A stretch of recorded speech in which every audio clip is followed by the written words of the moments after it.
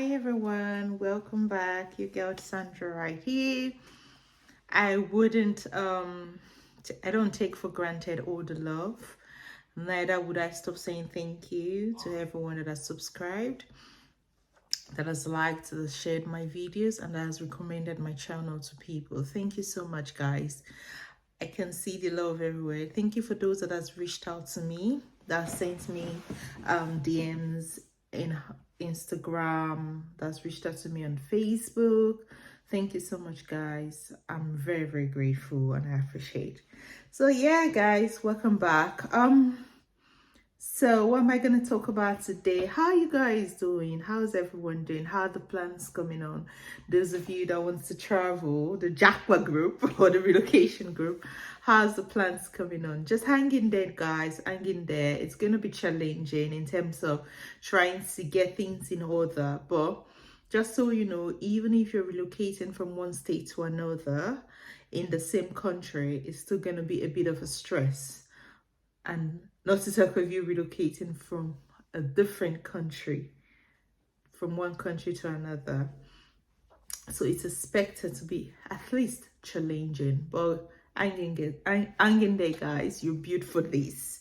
You're built for this, just to encourage you guys to hang in there. So today I'm going to talk about my newly qualified nurses and nurses already planning to qualify this year 2023, or well, this video is in 2023, but we all know that this is the internet space, so it's gonna be here for for a very long time.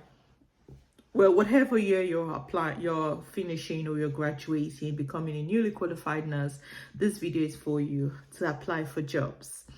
What you need to know when applying for your jobs. I know that as a newly qualified nurse or planning to qualify, if you want to get a job, is it with the NHS or whatever, or whatever, what's the word now? Either you want to get with the NHS, care home, private hospital, whatever sector you want to get your nursing job with. It's just very important that you get these tips on how to apply for your newly qualified job. Things that are meant to be there, and things that you're meant to, the catchy things that would get you invited for interview. Yes. So first off, what do you do when you're applying for your job? One of the things they want to know is supporting statements, supporting information. Why are you applying for the job? Why do you want them to select you for an interview for the job? Why do you want them to be interested in you? So first thing you need to do is the reason you're applying for the job. You need to take it step by step. For a newly qualified nurse, you've done different placements. It will be very useful. You outline the different state placements you've done and the skills you've achieved from those placements. If you've achieved your venipuncture skills, your cannulation skills, your catheterization skills, because newly qualified now you're allowed to do catheterization, NG tubes, and all the skills, which is very important when you qualify. Outline the skills there. Talk about your time in whatever placement you did, whatever placement that is linked to this particular area you're applying to. Put it right there. Talk about how the experiences you've gained, the skills you've acquired as well. Have you gained any experiences with delegation? How is your communication skills? These are what you would put. Don't forget, whoever is going to read that, the recruiting officer doesn't know you, has never met you, has never worked with you. So this is your selling point. This is where you have to sell yourself. I'm not an expert on this. A friend of mine told me a couple of days to say I need to work on some certain things, which I was very glad she did. But that being said, for a newly qualified job, you need to sell yourself. You need to tell them that, oh yes, in as much as I'm newly qualified or I'm qualifying in the next couple of months, I can confidently do this. I can confidently manage a bay. I can confidently manage a bay by administering medications. I follow policies in terms of missing HIVs, depending on what trust you train with. Does your trust allow you as a final year student to give HIV medications? To put it in there. Talk about your documentation skills, how well you document. Talk about how well you escalate, and your independent skills. All these things you do On your day-to-day routine as a student nurse, you need to document everything there in your supporting statement. Also, you need to outline whatever training you've done as a student nurse. Have you done trainings on delegation?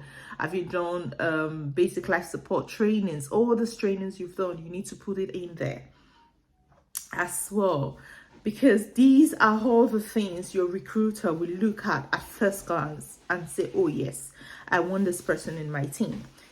One of the tips you need to know: read whatever trust you're applying for, read their values. Every trust, every NHS trust actually have different values that they actually, carry out their day-to-day activities with. They abide by these values. You need to read these values and get acquainted with them.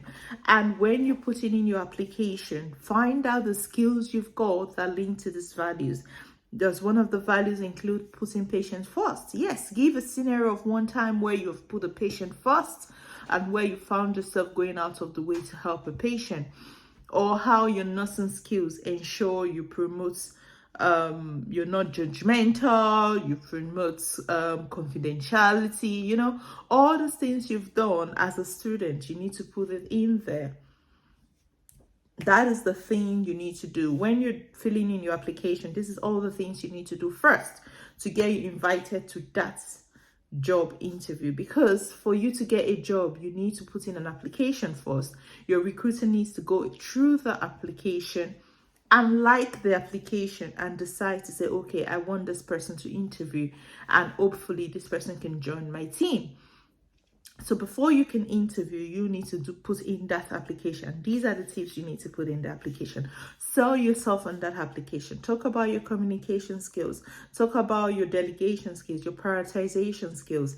Talk about all those things. How can you manage a bay? Are you already independently managing a bay with minimal supervision? Because these are the things you require to do to get you signed off, actually. So you need to put that in. Do you catheterize? Either with supervision, can you independently catheterize? Do you abide by aseptic techniques? All these things you need to put in there in the application.